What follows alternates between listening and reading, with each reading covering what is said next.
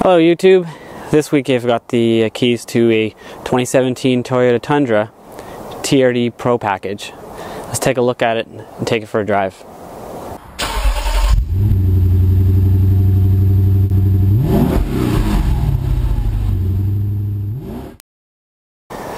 Well, this is the most expensive Tundra, I believe. It's $62,000 with all the fees. That's Canadian dollars. With all the fees. It's a TRD Pro package, the 5.7 liter I-Force V8 engine. It's blacked out wheels, blacked out badges. It's basically a Crew Max, base model Crew Max, which is like $46,000, but with the TRD bits on it, which is quite a bit of extra little off-road bits if you're going to take your $60,000 truck off-roading. It's got skid plates. It's got a gas tank skid plate as well as the engine skid plate. It's got reservoir rear shocks and front shocks. It's got performance exhaust, tow package, backup camera. And the Tundra logo in the box, I believe, is special for the TRD Pro package as well. And you got your tie downs in the box, which is nice. It's a nice looking truck, especially with the blacked out bits on the gray. They also sell it in two other colors, I think. White would look really cool with the white and black contrast. The black wheels are specific to the to this model as well. Let's see if I can get a look at that suspension system. Kind of hard to see, but there it is.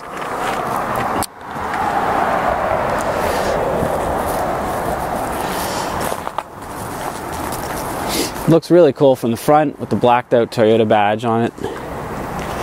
It's quite a bit of money though, I think, for what you're getting. You could get a limited edition, which is the fully loaded with leather and everything, with all the fancy electronics for less money actually, so about $2 grand less.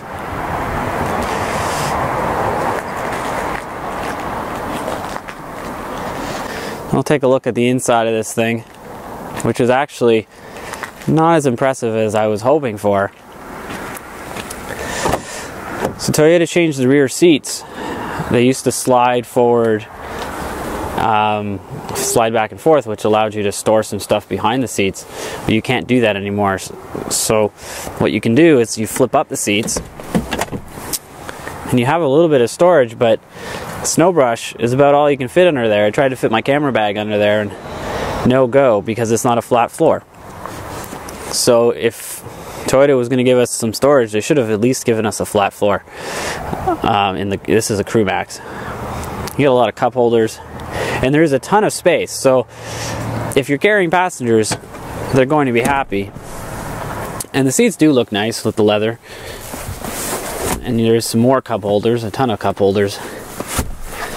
I'll just hop in if I can, because there's no running boards. It's pretty high. There's a nice handle here at least.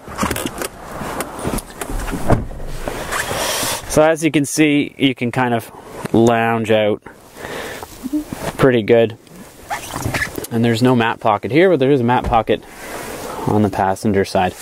And you've got a 12 volt. I think there's 4 12 volt plugs in the interior of this truck. There's 3 in the front and 1 here. There's a moonroof up there.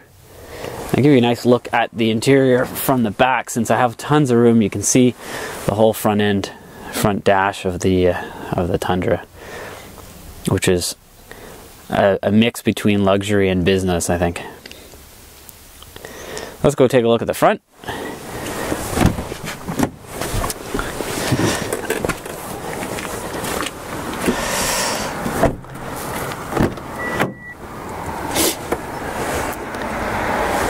Couple of cup holders again. No grab handle for the driver, so it is a little bit difficult getting in if you're short, or even if you're tall, I think. Turn it on.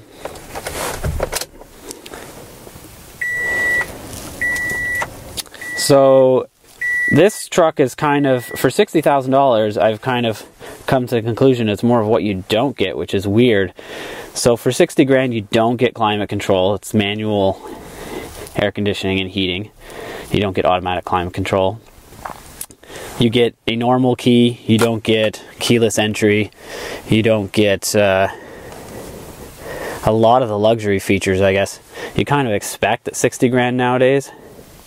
There's no automatic headlights. It's manual headlights. They do shut off eventually if you turn the truck off or leave the key on. You do get a trailer brake controller integrated, which is nice. Tow haul mode, traction control, and parking assist. On the other side, you've got a light for the cargo area, which is nice. And this is kind of cool. So I believe it's a feature only available on the Toyota truck. If we look in the back here, the whole back window goes down, which is really cool because if you've got some lumber or something or a ladder maybe, or something super long, you can put it in if you have to. Somewhat small glove box, but I don't think too many people use their glove boxes for much more than just the manual and a little bit of junk. The center storage bin is quite large. I've got my lunch in here, and you can see it's pretty big. And there's another power adapter in there. Down here, it's really hard to see and hard to get to. There's two power adapters down here, USB and auxiliary connection for the radio, and your heated seats are down here, which is quite annoying. You can't tell if they're on or off when you're in your driving position at all. 4-wheel drive, 4 low, 4 high, and 2-wheel drive mode. No auto 4-wheel drive, just your manual switching. On the dash, you've got your average fuel economy that you can display, and it'll show your current fuel economy, distance to empty, which is a rather large 683 kilometers, and I actually started around 750 when I picked this up, and I was wondering how the 5.7 liter engine was going to get me 750 kilometers. Well, it turns out there is a 144 liter gas tank in this truck. So let me say that again, 144 liter gas tank. So it's going to cost you, when you're on empty, about $150 to fill this thing.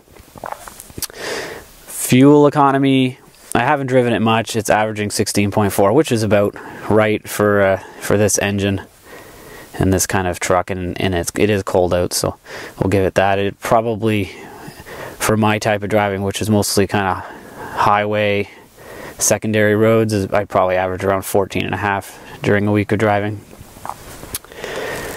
Under the radio, there is navigation, which is included, which is nice, and I would hope so for 60 grand.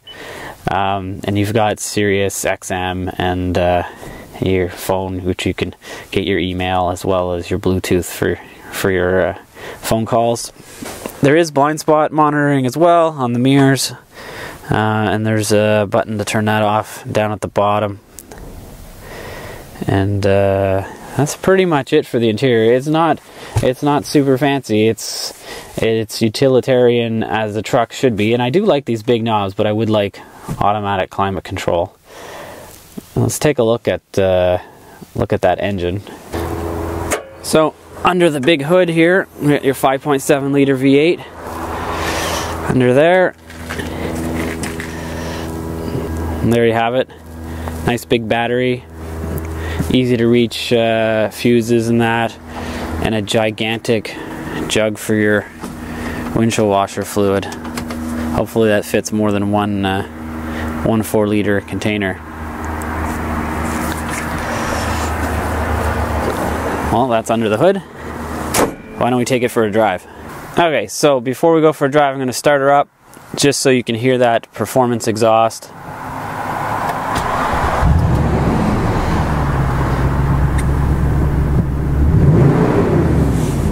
It is quite loud, and it does kind of drone on the highway a bit, but it does sound good. So let's go for a drive.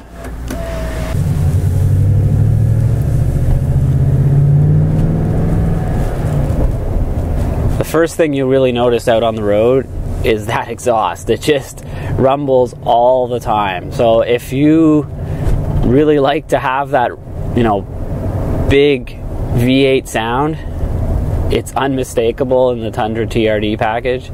They've really kind of juiced it up. It's louder than the new Nissan Titan, which I actually thought was pretty loud for a stock truck. So no need to go buy that extra aftermarket exhaust, although if you were to get the Platinum or Limited Edition, you could throw on an aftermarket exhaust for pretty cheap and get a similar sound. There's a 6-speed automatic transmission with this vehicle, so it probably could use another gear to save a little bit of fuel, but it does work well. And the suspension is surprisingly, for an off-road suspension that's designed to take a beating, it's actually pretty good in the city, I've noticed. Now, it's not too bouncy. It is a little bit on rough roads, but of course the truck is quite capable as well, so I expect that just the fact that the truck can take a lot of payload and pull a lot and tow a lot, that actually the suspension works really well in both regards. Out on the road, it is pretty quiet too, so besides that exhaust sound, so about the only thing you hear on the road is the exhaust, and this truck is equipped with winter tires. Now, the TRD package normally comes with off-road tires as well, so I'm not sure if those off-road tires would be a little bit noisier than your standard all-season tires. Most likely they would be, but the winter tires on this are pretty quiet. There's like zero wind noise, pretty much zero road noise, so it would be a great highway trip truck if you can stand the drone. So I don't want to harp on the exhaust, but it is pretty loud for what most people will be doing driving around. I'll romp on it a bit here so you can hear it open up. There's some engine noise as well, so it's not all exhaust. I shouldn't harp on the exhaust that much. Compared to other trucks, the 5.7 liter is right there with the competition. 381 horsepower and 401 pound-feet of torque, so a ton of torque, which is nice. It allows you to kind of cruise along at 60 kilometers an hour at just barely over 1,000 RPM, and you kind of hear that engine kind of rumbling around. It's geared also similar to other trucks I've driven lately, like the Titan I drove recently, on the highway, 120 kilometers an hour, it's about 2,000 RPM. If you're traveling at 100 kilometers an hour, you're around 1,700 RPM, which is, nice and comfortable cruise. You don't hear much, in terms of engine noise, or any in terms of engine noise, actually. I'll take it down these twisty roads, and it actually handles pretty good for a truck. Unfortunately, this guy in front of me is going super slow. But, it's not a sports car, so I wouldn't be ripping through here anyways. But it's pretty easy to drive. Steering is nice and light. Brakes work well. Throttle is responsive. The only thing I find is if you're kind of cruising along in 6th gear, which it's in 6th gear quite a bit, and you want to get going, you really got to slam your foot down and get a couple of downshifts going. So how do I like the Tundra? Well, I think it's a nice truck. Personally, I would not pick the TRD Pro package. I don't understand the point of spending that much money on the suspension unless you're really going to go off-roading with it. And most people aren't off-roading or doing any hardcore off-roading with a $60,000 truck. At least the people that I know aren't doing that. So you spend 45 or 50 some and get all the electronic features, the leather, things like that, and skip on the suspension, I would say. And then it's a nice truck. Right, the way this one's optioned out, I found it kind of odd that it was missing things like automatic headlights, right, and the dual zone climate control. It's been a long time since I've had to actually change my climate control myself. Well, there you have it. Badass sounding truck, but for 60 grand, unless you really are going to be going off-roading, it's more of a show truck. I'd probably step up to the Platinum or the limited edition models instead of going with the TRD package. Unless you really like the name, you're not getting much truck or many features for the extra money compared to you know, a Platinum, except for the suspension and some skid plates. So if you're actually going to be going off-roading, sure, go for it. But otherwise, I'd say, why wouldn't you just go with the more luxurious Platinum? There you have it. That's the 2017 Toyota Tundra. Hope you enjoyed the video. Please subscribe to my channel. Bring you some cars every couple weeks. Thanks for watching.